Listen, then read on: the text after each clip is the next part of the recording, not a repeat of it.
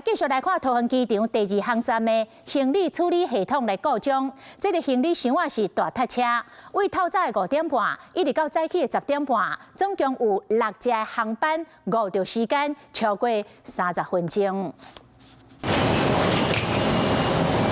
行李箱坐甲可出出，运输大边啊，真侪桃园机场人员卫生次伫咧搬行李，因为传出系统走错，就要消化未完的真侪行李，然后工作人员紧张甲游客嘛正着急，因为2月10号透早10点30分前，统计受到影响，前超过半点钟的航班，拢总有6班。系统故障啊，系统故障，它故障多久？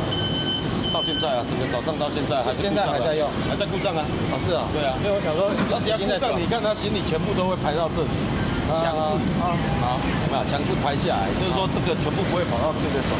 实际回到现场，工作人员赶快还搁伫咧搬行李，因为今仔日透早5点半，桃园机场第2航站捡行李的系统故障，地司即马爱加派卡手来捡旅客行李。即马资讯工程师当伫咧检修，桃园机场公司声明，包括机场头前的报道柜台和后壁分检的部分，拢有伫咧做检查。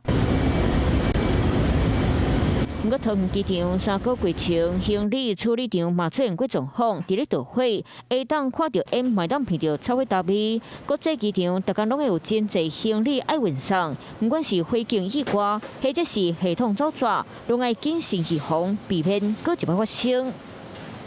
Hello， 大家好，我是林文。想要抢先掌握最及时的新闻资讯吗？赶快订阅、按赞、开启小铃铛，锁定华视新闻的 YouTube 频道。